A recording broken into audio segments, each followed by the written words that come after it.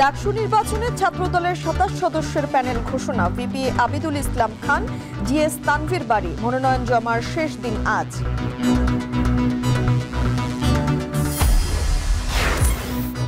জুলাই আন্দোলনে তাইম হত্যা মামলায় এসআই সাজ্জাদের জামিন স্থগিত, আত্মসমর্পণের নির্দেশ। ২ সপ্তাহে সাবেক আইজিপি মামুনের সাক্ষ্য গ্রহণ। দক্ষ কর্মক্ষম প্রজন্ম ছাড়া জাতীয় উন্নয়ন সম্ভব নয় বললেন প্রধান উপদেষ্টা। অসংক্রামক রোগ প্রতিরোধে চিকিৎসা ব্যবস্থাপনায় উন্নতির তাগিদ।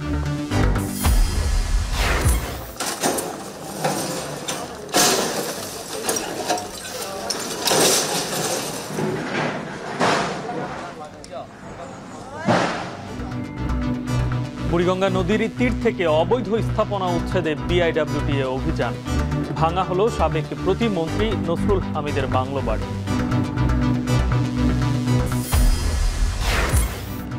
তিস্তায় প্রতীক্ষিত মৌলানা ভাসানী সেতু উদ্বোধন। রাজধানীর সাথে কুড়িগ্রামের দূরত্ব কমবে ১০০ কিলোমিটার। ২ পারে উচ্ছ্বাস।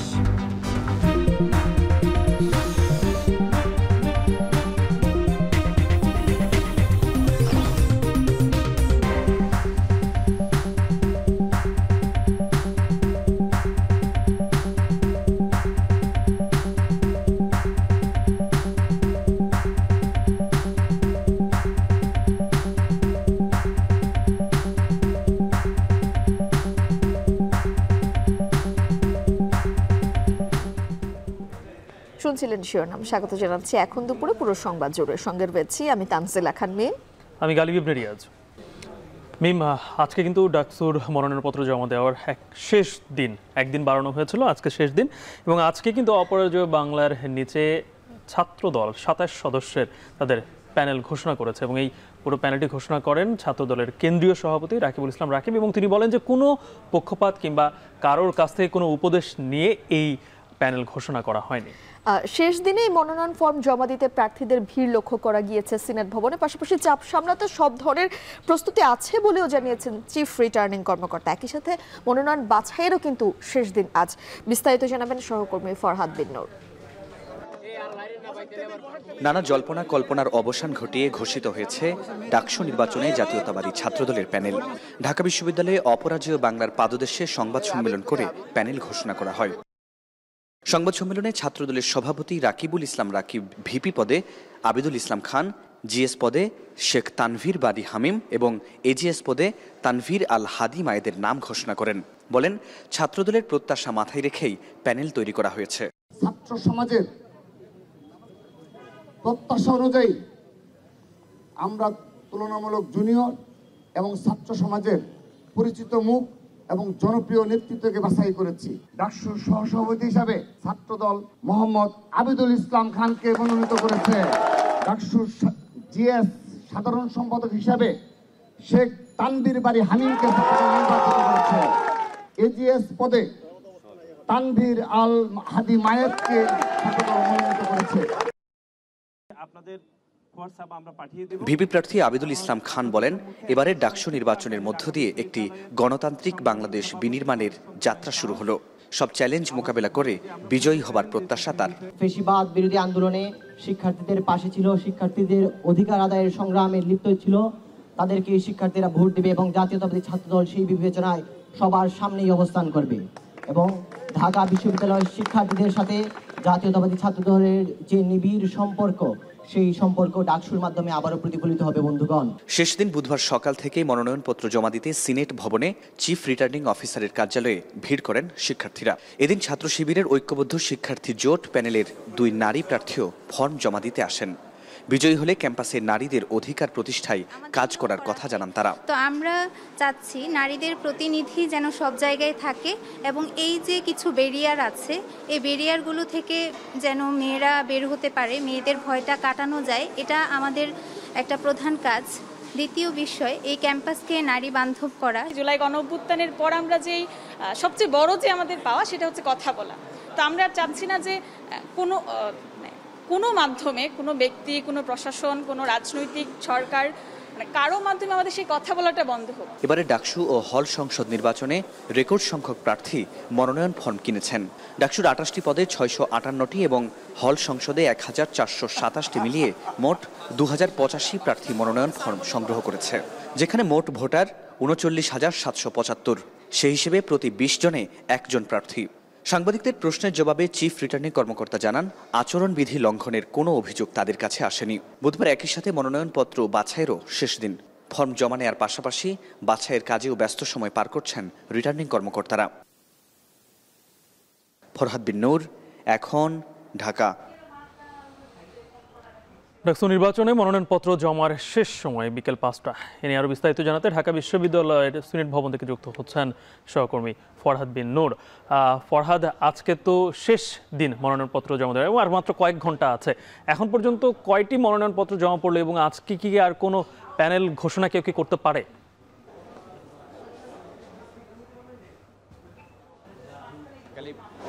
এখন পর্যন্ত 1.5 শতাধিক মনোনয়ন ফর্ম জমা হয়েছে, যেখানে 658টি ফর্ম বিক্রি হয়েছিল। অর্থাৎ অধিকাংশ ফর্মই কিন্তু এখনো জমা দেওয়া বাকি আছে। অর্থাৎ আমরা ধারণা করছি যে এই দুপুর থেকে আমরা ধারণা করছি 2টা থেকে বিকেল 5টা পর্যন্ত এই সময়ে খুব বেশি এখানে একটা চাপ থাকবে ফর্ম জমা দেওয়ার, যেহেতু অধিকাংশ এখনো জমা দেওয়া বাকি আছে। এবং আরেকটা বিষয় বলতে চাই যে বহুল কাঙ্ক্ষিত এবং নানা জল্পনা কল্পনার পর যে জাতীয়তাবাদী ছাত্রদল, তারা আজকে দুপুর 12টা নাগাদ ঢাকা বিশ্ববিদ্যালয়ের তারা অপরাজেয় বাংলায় তারা এখানে 27 সদস্যের প্যানেল ঘোষণা করেছে, একটি পদ বাকি রেখে, যে পদটি জুলাই গণঅভ্যুত্থানে তন্নি নামে এক শিক্ষার্থী যিনি আহত হয়েছিলেন, রক্তাক্ত হয়েছিলেন, তাকে ছেড়ে দেওয়া হয়েছে। এছাড়া আমরা এখানে ঢাকা বিশ্ববিদ্যালয়ের যে চিত্রটি দেখছি, এবং ছাত্রদল এখনও কিন্তু আনুষ্ঠানিকভাবে তারা ফর্ম জমা দেয়নি, এবং আমরা কিন্তু দেখছি যে অনেকেই আসলে এখনও ফর্ম জমা দিচ্ছেন। এই যে আমরা যদি একটু দেখানোর চেষ্টা করি, এখানে শিক্ষার্থীরা ফর্ম জমা দিতে এসছেন, এবং আমরা যদি একটু বলার চেষ্টা করি যে ছাত্রদল এখনও জমা দেয়নি। তবে আমরা আজকে দেখেছি ছাত্র শিবিরের প্যানেলে যারা প্রতিদ্বন্দ্বিতা করছেন, 2জন নারী প্রার্থী আজকে তারা এসেছিলেন এখানে ফর্ম জমা দিতে, এবং তারা আমাদের সঙ্গে কথা বলে যেটি জানিয়েছেন যে তারা ক্যাম্পাসের নারীদের অধিকার আদায়ে তারা এখানে সোচ্চার ভূমিকা পালন করবেন। এছাড়া আমরা আজকে একটু ছাত্রদলের প্রসঙ্গ যদি আবার একটু নিয়ে আসি, ছাত্রদল এর সভাপতি রাকিবুল ইসলাম রাকিব কিন্তু বলেছেন যে কোনো প্রকার কারো হস্তক্ষেপ ছাড়াই তারা ছাত্রদলের নিজেদের মতো করে তারা শিক্ষার্থীদের কল্যাণে যারা কাজ করতে পারবেন তাদেরকে তারা এই প্যানেলে নির্বাচিত করেছেন, এবং তারা প্রত্যাশা করেছেন যে একটি গ্রহণযোগ্য এবং সুষ্ঠু নির্বাচনের মধ্য দিয়ে তারা বিজয়ী হয়ে শিক্ষার্থীদের জন্য, ঢাকা বিশ্ববিদ্যালয়ের সার্বিক কল্যাণের জন্য তারা কাজ করবেন। আমরা সকাল থেকে যে দৃশ্যটি দেখছি, এখানে কিন্তু একে একে প্রার্থীরা আসছেন, তারা তাদের ফর্ম জমা দিচ্ছেন, এবং যেহেতু আজকে শেষ দিন জমা দেওয়ার, একই সঙ্গে আজকে শুধু ফর্ম জমা দেওয়ার শেষ দিন না, ফর্ম বাছাইয়েরও কিন্তু আজকে শেষ দিন। তো আমরা সব মিলিয়ে যে ধারণা করছি যে বিকেল নাগাদ, অর্থাৎ 5টার আগ মুহূর্তেও কিন্তু এখানে প্রচুর চাপ থাকার কথা, বা সেটি হতেই পারে, এবং সেই জন্য কিন্তু প্রয়োজনীয় ব্যবস্থা এখানে রিটার্নিং কর্মকর্তা যারা রয়েছেন তারা কিন্তু রেখেছেন।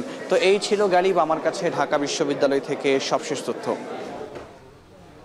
ডাকসু নির্বাচনের সর্বশেষ তথ্য জানাচ্ছিলেন সহকর্মী ফরহাদ বিন নূর। এবারে অন্য প্রসঙ্গ। জুলাই আন্দোলনে যাত্রাবাড়ির ইমাম হাসান তাইম হত্যা মামলায় পুলিশের এসআই সাজ্জাদ উজ্জামানকে হাইকোর্টের দেয়া জামিন স্থগিত করেছেন চেম্বার আদালত। বুধবার রাষ্ট্রপক্ষের জামিন স্থগিতের আবেদনের পরিপ্রেক্ষিতে বিচারপতি মোহাম্মদ রেজাউল হকের বিশেষ চেম্বার জজ আদালত এই আদেশ দেন। একই সাথে তাকে আত্মসমর্পণের নির্দেশ দেওয়া হয়। সম্প্রতি হাইকোর্টের একটি বেঞ্চ এসআই সাজ্জাদ উজ্জামানকে জামিন দেন। এ নিয়ে শহীদ পরিবারের সদস্যরা ব্যাপক সমালোচনা করেন। মঙ্গলবার সচিবালয়ে বিক্ষোভও করেন তারা।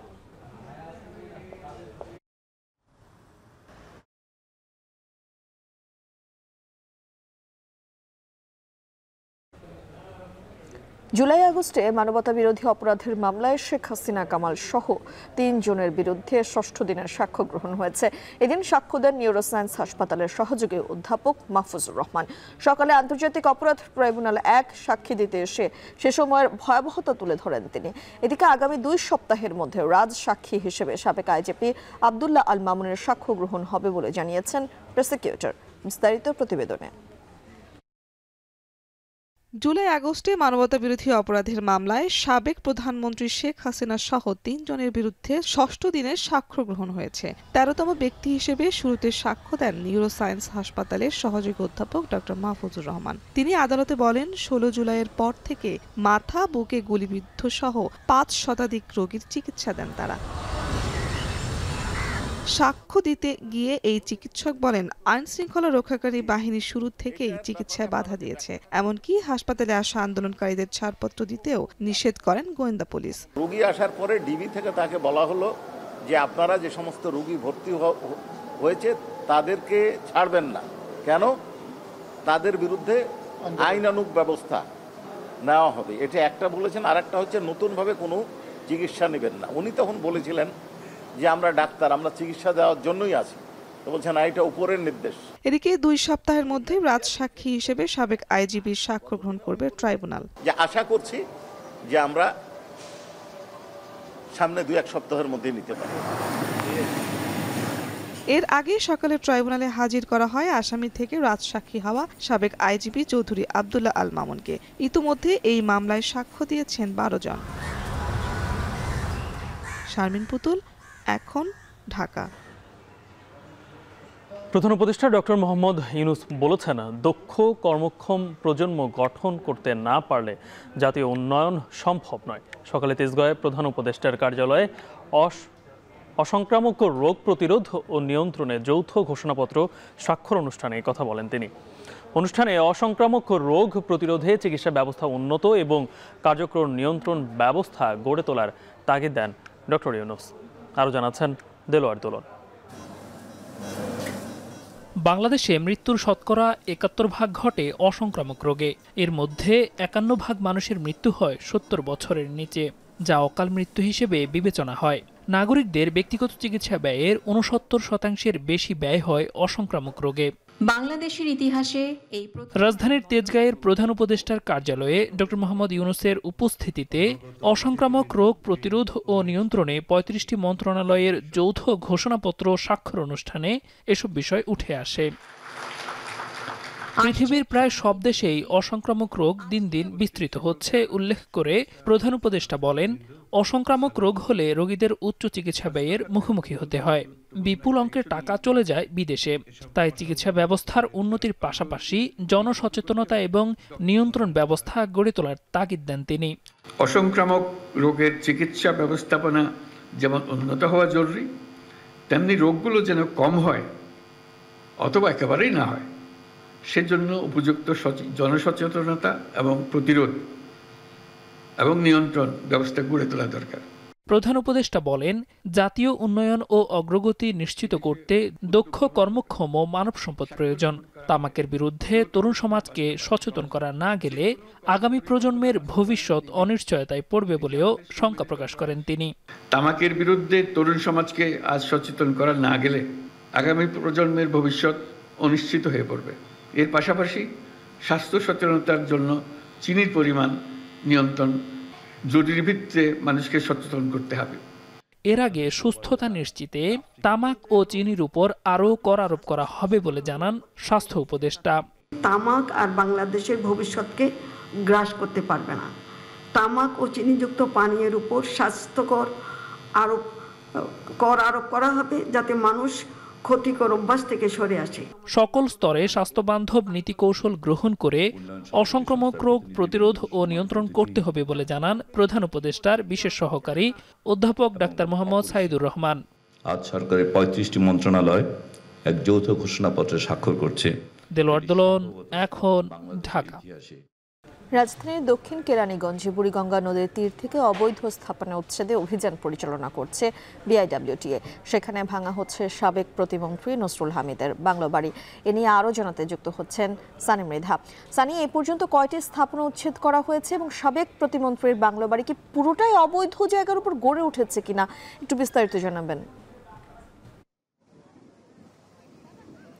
আমি আপনার শেষের প্রশ্ন থেকে আসলে শুরু করতে চাই, সেটা হচ্ছে যে সাবেক বিদ্যুৎ প্রতিমন্ত্রী নসরুল হামিদ বিপুর যে বাংলো বাড়িটি রয়েছে, এখানে বিআইডব্লিউটি এর যারা কর্মকর্তা রয়েছেন তারা আমাদেরকে নিশ্চিত করেছেন বা জানিয়েছেন যে পুরোটি বুড়িগঙ্গা নদীর জায়গা দখল করে এই বাংলো বাড়িটি নির্মাণ করা হয়েছে। ফলে কিন্তু তারা এই পুরো বাড়িটি এখন ভেঙে ফেলছে।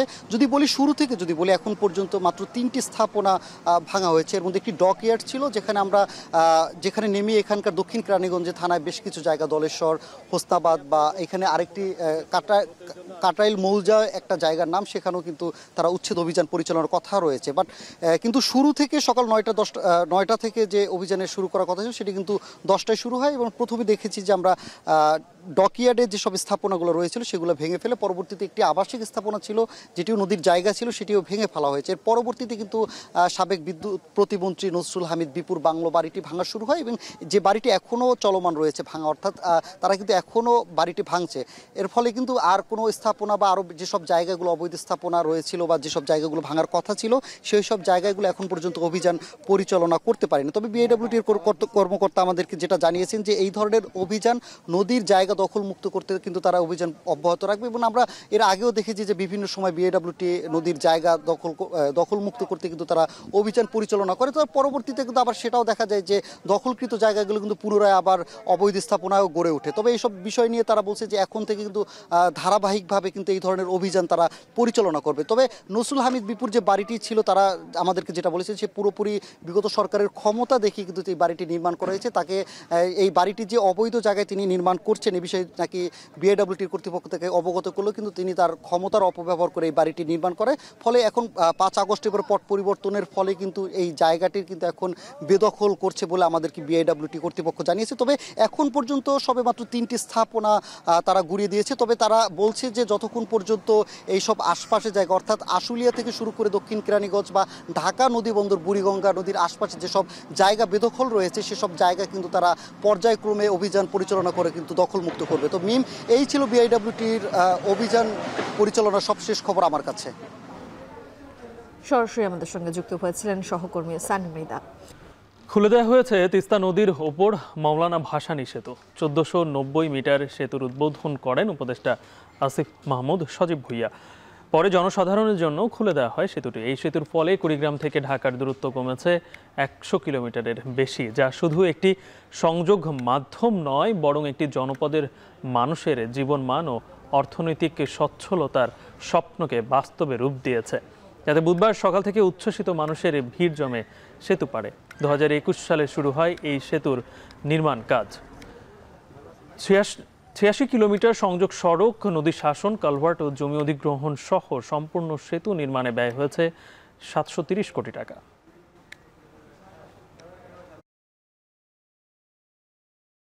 ওখানে আমার জমি জমা আছিল, সেখানে যাতায়াত করতে খুব কষ্ট ছিল। সেই কষ্ট থেকে মুক্তি হয়ে গেলাম। মনে করেন হাট বাজার যাওয়া খুব সুবিধা হয়ে গেল। সরদ হারিয়ে গেছি, সাইকেল নিয়ে গেছি। এখন যাও আল্লাহর রহমত, যে যোগাযোগটা হইলো, হ্যাঁ খুব আমরা সুন্দর, খুব শান্তি। ব্রিজের সমস্ত ইঞ্জিনিয়ারিং কোডগুলো মেনে ডিজাইন করা হয়েছে এবং কোয়ালিটি বজায় রেখে বৃষ্টি যাবতীয় কাজ সম্পন্ন করা হয়েছে। বিমান বাংলাদেশ এয়ারলাইন্সের 10টি চাকা হারিয়ে যাওয়ার অভিযোগ উঠেছে। কর্তৃপক্ষ জানিয়েছে চাকাগুলো অন্য একটি এয়ারলাইন্সের সঙ্গে অনুমতি ছাড়াই পরিবর্তন করা হয়েছে। ইতিমধ্যেই এই ঘটনায় বিমানবন্দর থানায় একটি জিডি দায়ের করা হয়েছে। বিমানের জনসংযোগ কর্মকর্তা ABM রওশন কবির জানান, চাকাগুলো মূলত অকশনের জন্য রাখা হয়েছিল। পরে অনুমতি ছাড়া চাকাগুলো অন্য একটি এয়ারলাইন্সের সাথে পরিবর্তন করা হয়। এই ঘটনায় স্টোরের দায়িত্বে থাকা 2 জনের সম্পৃক্ততার তথ্য পাওয়া গেছে। অভিযুক্তদের বিরুদ্ধে তদন্ত চলছে এবং দোষী প্রমাণিত হলে আইনানুগ ব্যবস্থা নেওয়া হবে বলে জানান তিনি।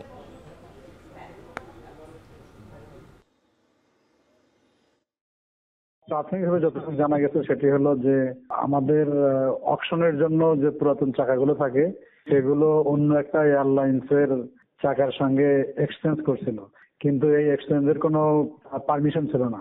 ইঞ্জিনিয়ার মানে যারা স্টোরের দায়িত্বে আছে তাদের এরকম প্রাথমিকভাবে 2 জনের জড়িত থাকার কথা জানা গেছে। তো সিকিউরিটি ইনভেস্টিগেশন করছে, তবে তাদের অথরিটির কোনো পারমিশন ছিল না, এটি নিশ্চিত।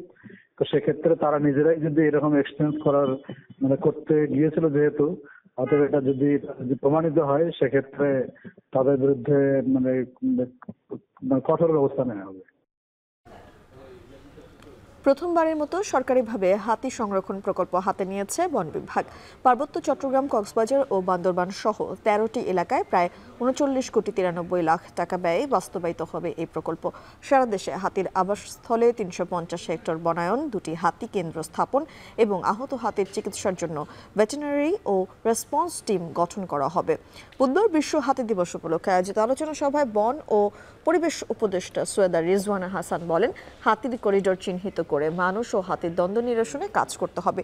প্রকল্পের সফলতা দেখা দিলে ভবিষ্যতে এতে অর্থায়ন আরও বাড়ানো হবে বলেও জানান উপদেষ্টা। তিনি আরও বলেন, বন্দি হাতিকে প্রকৃতিতে ফিরিয়ে আনতে হলে যথাযথ প্রক্রিয়া অনুসরণ করতে হবে। পাশাপাশি বন বিভাগ যাদের লাইসেন্স দিয়েছে তাদের জীবিকার জন্য হাতি ব্যবহার বন্ধ করতে হবে। সংবিধানে বন্যপ্রাণীর সুরক্ষার কথা উল্লেখ আছে, তাই শুধু আইন প্রণয়ন নয়, প্রকৃত মূল্যবোধ করে তোলার তাগিদ দেন পরিবেশ উপদেষ্টা।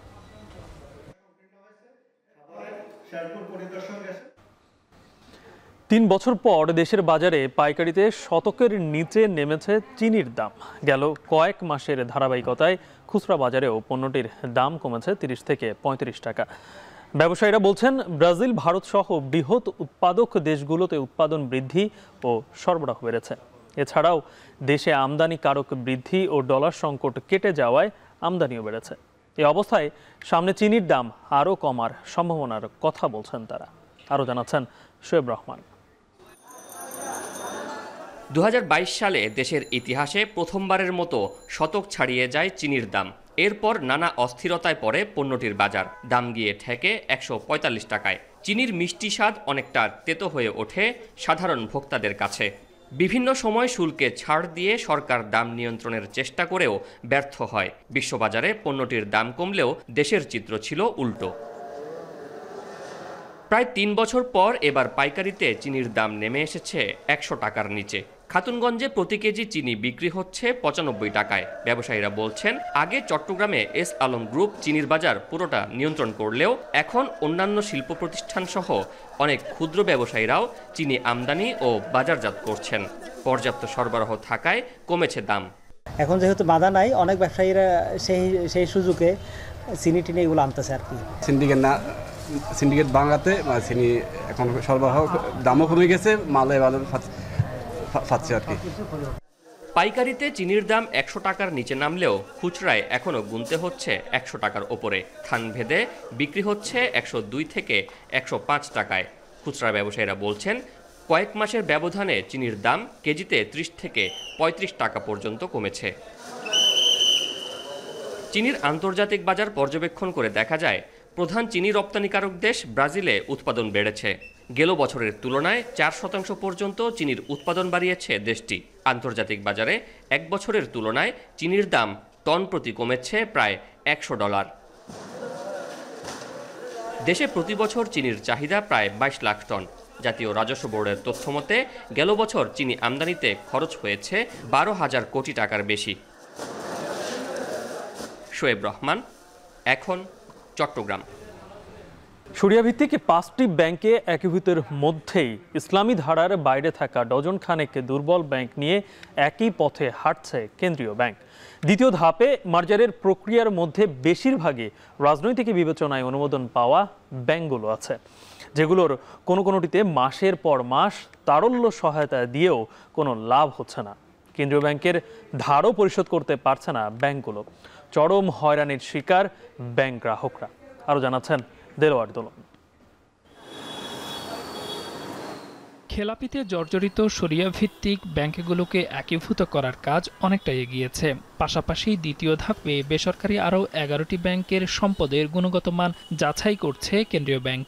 ব্যাংকগুলোর খেলাপি ঋণ, মূলধন ঘাটতি, বিভিন্ন সূচকের প্রকৃত অবস্থা পর্যালোচনা শেষে একীভূতের প্রক্রিয়ায় হাঁটছে বাংলাদেশ ব্যাংক। ডজন খানেক ব্যাংকের অবস্থা খুবই নাজুক। ধার করে টিকে থাকা কোনো ব্যাংক আগের ঋণও পরিশোধে ব্যর্থ হচ্ছে। এর মধ্যে প্রথমে ফার্মার্স ব্যাপক কেলেঙ্কারির পর আস্থা ফেরাতে পদ্মা নাম ধারণ করেও এখনও খুঁড়িয়ে চলছে ব্যাংকটি। এটি সহ রাজনৈতিক বিবেচনায় অনুমোদন পাওয়া এসব ব্যাংকের গ্রাহকরা হয়রানির শিকার। শেষের যে 4th জেনারেশন ব্যাংকগুলো হয়েছে 14টা, এটা আসলে করার কথা ছিল না। ওই সময় তুমুল বিতর্ক শুরু হয়েছিল। ব্যাংকের খাতে খেলাপি ঋণ সহ যতগুলো ঘটনা আমরা দেখলাম, সবগুলোর পিছনেই ব্যাংক মালিক, পরিচালক বা তাদের একটা প্রচ্ছন্ন যোগাযোগ রয়েছে। গেল বছর গণ অভ্যুত্থানের পর ভঙ্গুর আর্থিক খাতকে স্থিতিশীল করতে দুর্বল ব্যাংকগুলোর 15টির পর্ষদ বিলুপ্ত করা হয়। প্রায় 52,000 কোটি টাকা ছাপিয়ে ব্যাংকগুলোকে দেয়া হয় তারল্য সহায়তা। এসব পদক্ষেপে ব্যাংকগুলো থেকে ছোট অঙ্কের আমানতকারীরা কিছু অর্থ তুলতে পারলেও বড় অঙ্কের সঞ্চয় ফেরত পায়নি। বর্তমানে প্রান্তিক কোনো শাখার কিছু দুর্বল ব্যাংক মাসে 5,000 টাকাও দিতে পারছে না গ্রাহকদের। বিগত সরকারের সহযোগিতায় কিছু শিল্পগোষ্ঠীর অযাচিত হস্তক্ষেপ, নানা অনিয়ম ও দুর্নীতির কারণে এসব ব্যাংক চরম বিপর্যয়ের মুখে পড়ে। ব্যাংকগুলোর ঋণের বড় অংশই চলে যায় খেলাপিদের হাতে। কেন্দ্রীয় ব্যাংক বলছে, শরিয়া ভিত্তিক ব্যাংকগুলোকে একীভূত করার প্রক্রিয়ার দ্বিতীয় ধাপের পদক্ষেপ হিসেবে ইসলামী ধারার বাইরে থাকা বেশ কয়েকটি ব্যাংককেও মার্জ করা হবে। প্রথমে ইনিশিয়েটিভটা নেওয়া হয়েছে ইসলামী ব্যাংকগুলো, এটা হবে এরপর পরই অন্য ব্যাংকগুলোর কীভাবে সংস্কার করা যায়, সেটা মার্জার হতে পারে, অন্য কিছু হতে পারে। বিশেষজ্ঞদের মত, দেশে এত সংখ্যক ব্যাংকের প্রয়োজন নেই। দুর্বল ব্যাংক একীভূত করার প্রয়োজন ছিল বহু আগেই। ইসলামী ব্যাংকগুলোর যেহেতু এক ধারার, এটার সাথে অন্য ব্যাংকে মার্জ করার সুযোগ নাই। যেমন ন্যাশনাল ব্যাংক, এটাও খুবই দুর্বল ব্যাংক, এটার সাথে কিন্তু এটাকেও মার্জ করার কথা ছিল, কিন্তু এটাকে করে না। ওইটা একটা ভিন্ন ধারার ব্যাংক, এটাকে হয়তো ভিন্ন ধারার ব্যাংকের সাথে, এই কনভেনশনাল ব্যাংকের সাথে মার্জ করবে। এই দেশের ব্যাংকগুলোকে 40-এর ভিতরে নামায় আনা উচিত যে কোনোভাবে, পারলে আরও কম। চলতি বছরের মে মাসে দুর্বল ব্যাংক নিষ্পত্তির ক্ষেত্রে আইনি বাধা মেটাতে ব্যাংক রেজুলেশন অধ্যাদেশ 2025 জারি করে সরকার। স্বচ্ছতা ফেরাতে নেয়া কেন্দ্রীয় ব্যাংকের এসব পদক্ষেপে সহায়তা দিচ্ছে বিশ্বব্যাংক। দেলোয়ার দোলন, এখন, ঢাকা। এবার আন্তর্জাতিক সংবাদ। ট্রাম্প জেলেনস্কি বৈঠকের পর এবার পুতিন জেলেনস্কি বৈঠক নিয়ে উত্তপ্ত বিশ্ব রাজনীতি। ইউক্রেনের শান্তি ফেরাতে নানা তৎপরতা সত্ত্বেও প্রশ্ন দেখা দিয়েছে দেশটির ভবিষ্যৎ নিরাপত্তা নিশ্চয়তা নিয়ে। সতীর্থ কর্মকার জানাবেন বিস্তারিত। সোমবার হোয়াইট হাউসে ট্রাম্পের সঙ্গে ঐতিহাসিক বৈঠকের পর ইউক্রেনের প্রেসিডেন্ট ভলোদিমির জেলেনস্কি জানান, তার দেশ ও মিত্ররা এখন নিরাপত্তা নিশ্চয়তার বাস্তব রূপরেখা কি হতে পারে তা নিয়ে কাজ করছে। অন্যদিকে ব্রিটিশ প্রধানমন্ত্রী কিয়ার স্টারমার নেতৃত্ব দিচ্ছেন কোয়ালিশন অব দ্য উইলিং নামের একটি জোটের, যারা যুদ্ধোত্তর ইউক্রেনে নিরাপত্তার নিশ্চয়তা দিতে প্রস্তুত। এ লক্ষ্যে জোট শরিকদের সঙ্গে আলোচনাও করেছেন তিনি। আর ইউক্রেনের নিরাপত্তার জন্য যুক্তরাষ্ট্রের ভূমিকা নির্ধারণে আলোচনার জন্য ওয়াশিংটনে পৌঁছেছেন ব্রিটিশ সেনাপ্রধান অ্যাডমিরাল স্যার টনি র্যাটকিন। তবে এই নিরাপত্তা নিশ্চয়তা প্রকৃত অর্থে কি, এমনকি ইউক্রেন ফের রাশিয়ার আক্রমণের মুখে পড়লে এটি আদৌ কার্যকর হবে কিনা তা নিয়ে প্রশ্ন দেখা দিয়েছে নানা মহলে।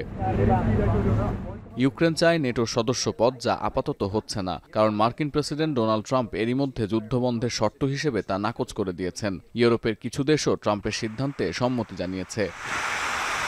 এমন পরিস্থিতিতে সম্ভাব্য নিরাপত্তা নিশ্চয়তার কিছুটা আভাস মিলেছে বিশ্লেষকদের বক্তব্যে, যা হলো ইউক্রেনে আকাশসীমা পর্যবেক্ষণ, কৃষ্ণসাগরে নৌ চলাচলে নিরাপত্তা, সেনা প্রশিক্ষণ ও অস্ত্র সরবরাহ, আর ভবিষ্যতে রাশিয়া চুক্তি লঙ্ঘন করলে নিষেধাজ্ঞা আরোপ। যদিও ট্রাম্প বলছেন যুক্তরাষ্ট্র ইউক্রেনের নিরাপত্তার নিশ্চয়তা দেবে, আর তারা সেখানে কোনো মার্কিন সেনা পাঠাবে না। আবার বিশেষজ্ঞরা মনে করেন ট্রাম্পের অবস্থান পরিবর্তনশীল, ফলে ইউরোপীয় দেশগুলো আস্থা পাচ্ছে না। অন্যদিকে রাশিয়া বলছে ইউক্রেনে তারা নেটোর উপস্থিতি কখনোই মেনে নেবে না। নিরাপত্তা নিশ্চয়তা মস্কোর বিরুদ্ধে গেলে পশ্চিমা শক্তির ওপর চড়াও হতে পারে রাশিয়া, এমন আশঙ্কাও রয়েছে। বিশ্লেষকরা বলছেন যুক্তরাষ্ট্রের সমন্বয়ে ইউক্রেনকে এমনভাবে নিরাপত্তা দিতে হবে যাতে রাশিয়া পরবর্তী যে কোনো হামলা চালাতে ভয় পায়। তবে এক্ষেত্রে আগ্রাসী হওয়া যাবে না, কেননা এক্ষেত্রে রাশিয়া ইউক্রেন এমনকি পশ্চিমা দেশগুলোর সঙ্গেও সংঘাতে জড়িয়ে পড়তে পারে। সব মিলিয়ে একটি বিষয় স্পষ্ট, আর তা হলো ইউক্রেনের ভবিষ্যৎ নিরাপত্তা এখনও ধোঁয়াশায়। কোয়ালিশন অব দ্য উইলিং এখনও একটি রাজনৈতিক প্ল্যাটফর্ম। সামরিক দিক থেকে এটি কতটা কার্যকর হবে তা নির্ভর করছে আগামী দিনের কূটনৈতিক ও কৌশলগত সিদ্ধান্তের ওপর। সতীর্থ কর্মকার, এখন, বিশ্ব। নজিরবিহীন বৃষ্টিতে রাস্তাঘাটে তলিয়ে অচল পাকিস্তানের করাচি শহর। দেয়াল ধস, বিদ্যুৎ স্পৃষ্ট হয়ে মারা গেছেন অন্তত 6 জন। অতিরিক্ত পানির চাপে ভেঙে পড়েছে পয়ঃনিষ্কাশন ব্যবস্থা। এদিকে ভারতের মহারাষ্ট্রেও প্রবল বৃষ্টিতে সৃষ্ট বন্যায় প্রাণ গেছে অন্তত 4 জনের। আরও জানাচ্ছেন তানভীর জনি। ক্লাউডবার্স্ট বা মেঘ ভাঙা বৃষ্টিতে সৃষ্ট বন্যায় পাকিস্তানের উত্তর পশ্চিমাঞ্চলে ব্যাপক প্রাণহানির পর এবার প্রবল বৃষ্টির কবলে পড়ল দেশটির বাণিজ্যিক রাজধানী করাচি। স্থানীয় আবহাওয়া অধিদপ্তর জানায়, ভারতের গুজরাট এলাকার উপর সৃষ্ট লঘুচাপের প্রভাবে প্রবল বৃষ্টি হয়েছে করাচিতে। এছাড়া আরও 2 দিন এই বৃষ্টি অব্যাহত থাকতে পারে। মঙ্গলবার রাত থেকে শহরের বেশ কয়েকটি জায়গায় শুরু হয় মুষলধারে বৃষ্টি। কয়েক ঘন্টার ব্যবধানে বৃষ্টিপাত রেকর্ড করা হয় 170 মিলিমিটার পর্যন্ত। নজিরবিহীন ভারী বৃষ্টিতে রাস্তাঘাট ও ঘরবাড়ি তলিয়ে অচল হয়ে যায় করাচির জনজীবন। বৃষ্টিতে দেয়াল ধসে ও বিদ্যুৎস্পৃষ্ট হয়ে মারা গেছেন বেশ কয়েকজন। অতিরিক্ত পানির চাপে ভেঙে পড়েছে শহরের ড্রেন ও পয় নিষ্কাশন ব্যবস্থা। তলিয়ে গেছে নগরীর অভিজাত এলাকাও। চরম দুর্ভোগে পড়েছেন নগরবাসী। করাচির প্রধান সড়কগুলোতে কোমর পানি। পানিতে ডুবে আছে শত শত গাড়ি ও মোটরসাইকেল। পানির তরে ভেসে গেছে বহু যানবাহন। যানজটে স্থবির হয়ে পড়েছে গোটা করাচি শহর। আটকা পড়েছেন হাজার হাজার বাসিন্দা।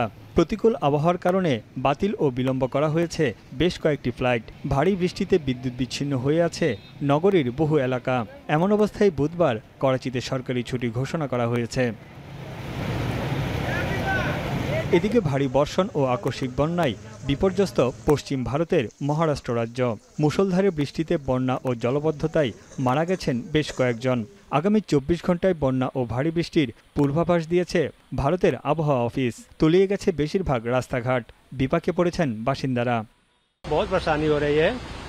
अभी यहाँ पे पानी भरा है, एसबी रोड पे पानी भरा हुआ है, अपना सबवे पे पानी भरा हुआ है। अभी तक 4 डेड कंफर्म हो चुके हैं, उनकी डेड बॉडी मिली है। अभी एक मिसिंग बोल रहे हैं, वो भी वहाँ पे ही रहने की शक्यता है थोड़ा। वो भी हम पानी कम होने के बाद सर्च करेंगे। गांव में जब हम लोग सोए थे 1 बजे अचानक से पानी घुस गया। उस टाइम कोई किसी को देखा नहीं, बस भागते चले आए इधर। ভারী বৃষ্টিপাতে মুম্বাইয়ে 2টি মনোরেলের ট্রেন বিকল হয়ে পড়ে। এতে আটকে পড়া 7 শতাধিক যাত্রীদের আলাদা সিঁড়ি দিয়ে উদ্ধার করা হয়। ধারণ ক্ষমতার চেয়ে অতিরিক্ত যাত্রী বোঝাইয়ের কারণে বিকল হয়ে পড়ে ট্রেনগুলো। এতে দেখা দেয় বিদ্যুৎ বিভ্রাট। এছাড়া ইয়েমেনের রাজধানী সানা ও বন্দরনগরী এডেনে ভারী বৃষ্টিতে দেখা দিয়েছে আকস্মিক বন্যা। তলিয়ে গেছে শহরের গুরুত্বপূর্ণ সড়ক ও দোকানপাট। পানি নিষ্কাশন ব্যবস্থা দুর্বল হওয়ায় জলবদ্ধতা দেখা দেয় শহর জুড়ে। তানভীর জানি, এখন বিশ্ব। শেষ করছি এখন দুপুর। শিরোনামগুলো আর একবার। ডাকসু নির্বাচনে ছাত্রদলের 27 সদস্যের প্যানেল ঘোষণা। ভিপি আবিদুল ইসলাম খান, জিএস তানভীর বাড়ি। মনোনয়ন জমার শেষ দিন আজ।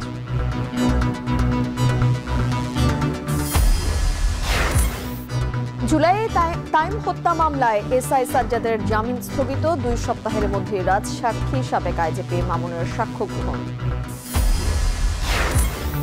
দক্ষ কর্মক্ষম প্রজন্ম ছাড়া উন্নয়ন সম্ভব নয় বলেন প্রধান উপদেষ্টা। অসংক্রামক রোগ প্রতিরোধে চিকিৎসা ব্যবস্থাপনায় জোর দেওয়ার তাগিদ।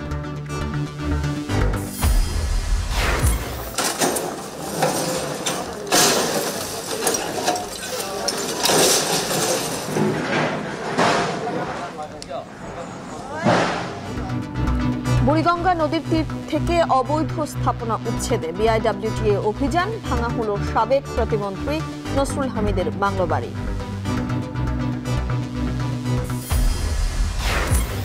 এবং তিস্তায় প্রতীক্ষিত মাওলানা ভাসানী সেতু উদ্বোধন। রাজধানীর সাথে কুড়িগ্রামের দূরত্ব কমবে 100 কিলোমিটার। 2 পারে উচ্ছ্বাস।